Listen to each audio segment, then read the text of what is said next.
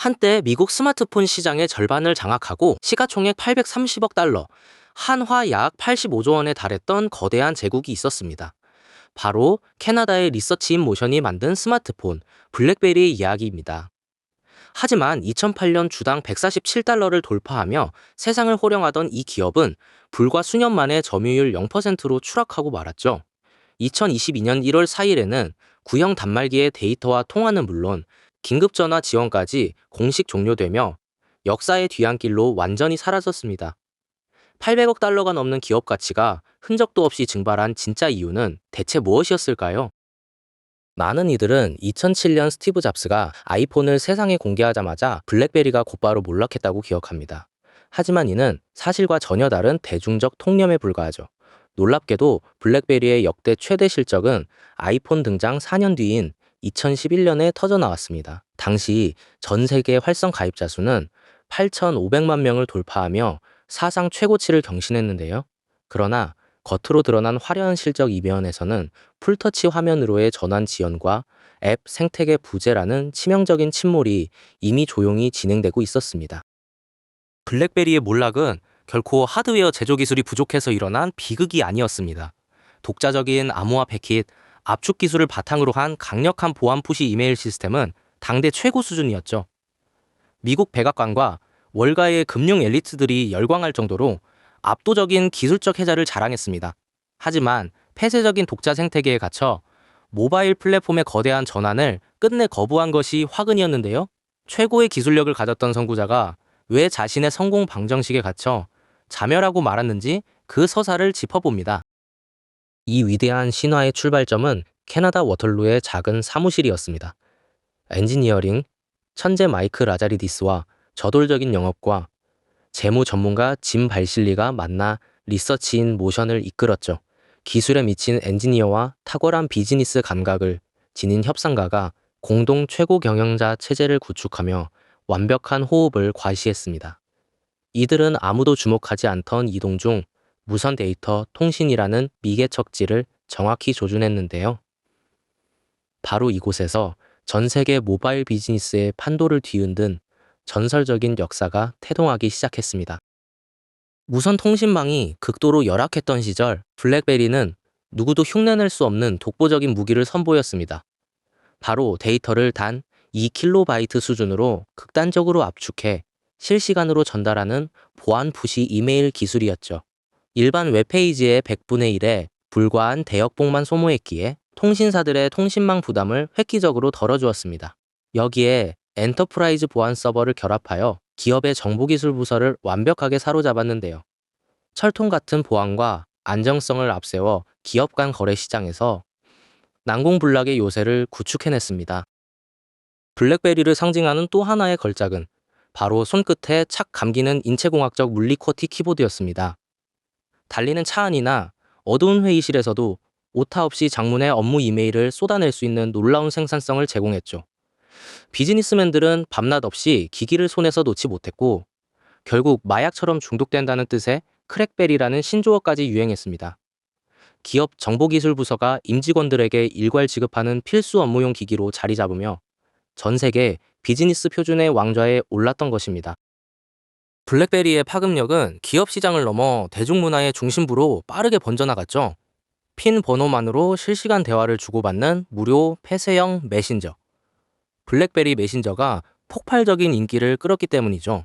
미국과 유럽의 10대와 20대 청소년들 사이에서 이 메신저는 없어서는 안 될 소통의 표준이자 문화적 현상으로 자리 잡았습니다. 심지어 버락 오바마 미국 대통령과 유명 연예인들까지 열렬한 팬을 자처하면서 블랙베리는 단순한 통신기기를 넘어 선망과 신뢰의 상징이 되었네요. 2008년 6월 19일 리서치 인모션은 주당 147.5달러를 기록하며 시가총액 약 830억 달러라는 전무후무한 대기록을 세웠습니다. 2009년과 2010년 미국 스마트폰 운영체제 시장 점유율은 무려 50.4%로 시장의 절반을 홀로 지배했죠. 전 세계 스마트폰 출하량 점유율에서도 약 20%를 차지하며 그야말로 무소불위의 권력을 누렸습니다. 하지만 누구도 의심하지 않았던 이 찬란한 전성기의 한가운데에서 제국의 몰락을 재촉하는 거대한 균열이 이미 소리 없이 시작되고 있었습니다. 2007년 1월, 스티브 잡스가 온전한 화면 터치 방식의 아이폰을 발표했을 때 블랙베리 경영진의 반응은 냉소적이었죠. 공동 최고 경영자 라자리디스는 대용량 웹 브라우징이 통신사 네트워크를 순식간에 마비시킬 것이라 단언했죠. 무선 대역폭의 한계와 배터리 소모에 대한 물리학적 확신에 갇혀 풀터치 스마트폰이 열어젖힐 거대한 가능성을 한낱 장난감으로 치부한 것입니다. 물리 키보드가 없는 터치 화면은 기업 업무의 표준이 될 수 없다는 기술적 확증 편향이 그들의 눈을 가리고 말았습니다. 아이폰의 돌풍에 다급해진 통신사 버라이즌이 대항마를 요구하자 블랙베리는 2008년 말 급조된 풀터치폰 스톰을 내놓았죠.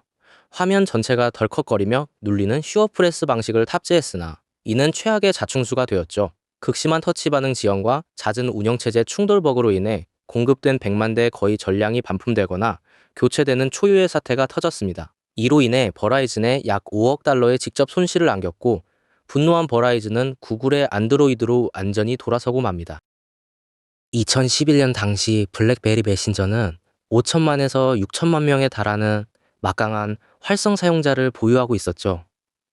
영업 총괄 짐 발실리는 이 메신저를 타사 스마트폰 운영 체제에도 전면 개방하자는 프로젝트를 추진했죠. 하지만 기기 판매가 줄어들 것을 우려한 내부 경영진의 완강한 반대에 부딪혀 무산되고 말았습니다. 블랙베리가 스스로 빗장을 걸어 잠그고 머뭇거리는 사이 왓츠앱과 카카오톡, 라인이 빈자리를 완전히 장악해버렸네요. 2013년 10월에야 뒤늦게 메신저를 외부에 개방했지만 이미 버스는 떠난 뒤였습니다. 2011년 4월 아이패드의 독주를 막겠다며 야심차게 출시한 7인치 태블릿, 플레이북에서도 충격적인 실책이 이어졌습니다. 보안 정책과 촉박한 출시 일정을 핑계로 블랙베리의 본질인 자체, 이메일과 캘린더 기능조차 탑재하지 않았던 것이죠. 기존 블랙베리 폰과 무선으로 연동하지 않으면 메일 한 통 확인할 수 없는 치명적인 결함에 시장은 싸늘하게 등을 돌렸습니다. 결국 2011년 3분기에만 4억 8,500만 달러의 미판매 재고를 손실 처리해야 했고 그의 주가가 75% 폭락하는 도화선이 되었습니다. 안팎으로 닥친 위기 속에서 워털루 본사의 리더십마저 완전히 붕괴하고 있었죠. 엔지니어링을 이끌던 라자리디스는 여전히 물리 키보드에만 집착했고 발실리는 북미 아이스하키 리그 구단 인수에 매달렸죠. 두 공동 최고 경영자의 극심한 파벌 갈등과 전략적 이견으로 인해 스마트폰 패러다임 전환기 대응은 완전히 마비되었습니다. 결국 2012년 1월 두 사람 모두 불명예스럽게 동반 퇴진했는데요. 새 경영진이 들어섰을 때 시가총액은 이미 2008년 고점 대비 85% 이상 증발해버린 비참한 상태였습니다. 2011년 10월 10일 블랙베리가 지켜온 최후의 보루마저 무너져 내리는 결정적 재앙이 발생했습니다. 영국 슬라우 데이터 센터의 네트워크 스위치 고장으로 유럽과 중동, 아프리카와 북미 전역의 통신망이 전면 마비된 것이죠. 무려 84시간, 즉 사흘 반 동안 3,500만에서 4천만 명에 이르는 가입자의 이메일과 메신저가 완전히 먹통이 되었습니다. 절대 다운되지 않는 철통 보안 네트워크라는 단 하나의 신뢰 자산이 산산조각 났고 1억 달러가 넘는 막대한 직간접 손실을 기록했습니다. 기업정보기술부서가 회사의 보안 단말기를 일괄 지급하던 전통적인 기업 간 거래, 시장의 장벽도 허물어졌죠. 임직원들이 자신의 손에 익은 아이폰과 안드로이드 폰을 회사 업무망에 직접 연결해 사용하는 흐름이 거세게 확산되었죠. 답답한 블랙베리 대신 직관적인 터치스크린과 유려한 사용자 경험을 갖춘 개인 기기를 일터로 들고 들어온 것입니다.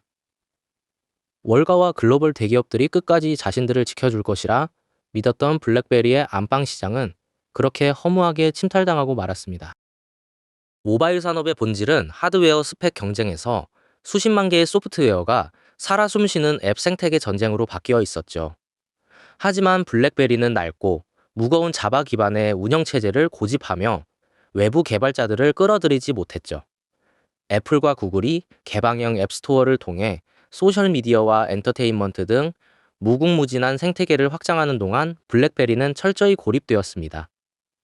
하드웨어 기기 제조사라는 좁은 틀에 갇혀 소프트웨어 플랫폼이라는 거대한 시대의 조류를 읽지 못한 대가는 너무나 가혹했네요.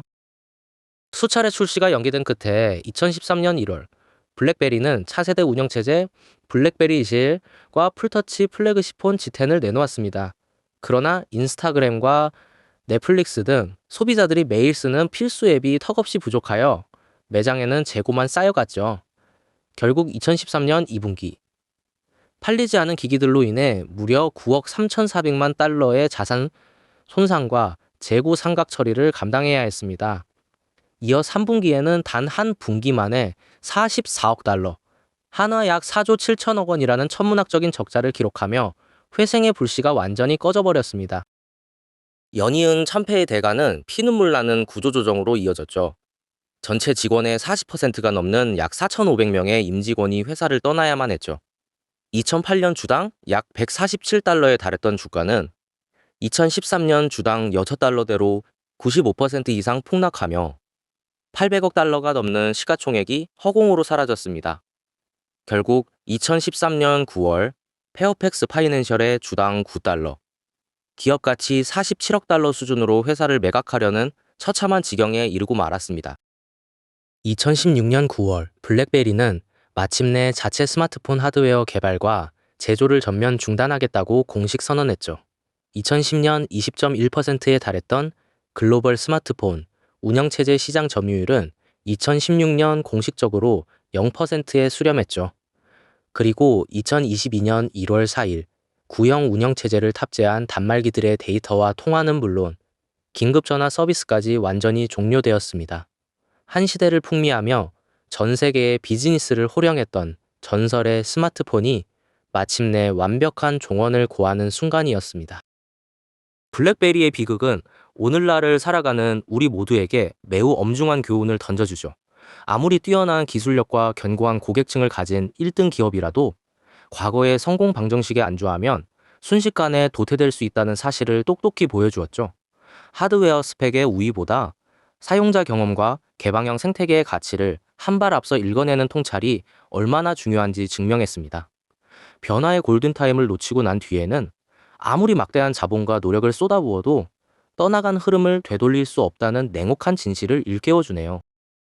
캐나다 워털로의 작은 벤처에서 출발해 830억 달러의 제국을 건설하고 결국 점유율 0%로 사라지기까지의 여정은 테크 역사상 가장 극적인 흥망사였습니다.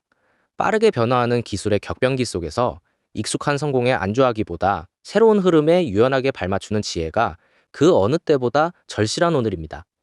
여러분의 일터와 삶에서도 다가오는 변화의 기회를 놓치지 않는 지혜로운 하루가 되시길 바라며 오늘 영상이 작은 통찰의 계기가 되었기를 바라죠. 시청해주셔서 진심으로 감사합니다.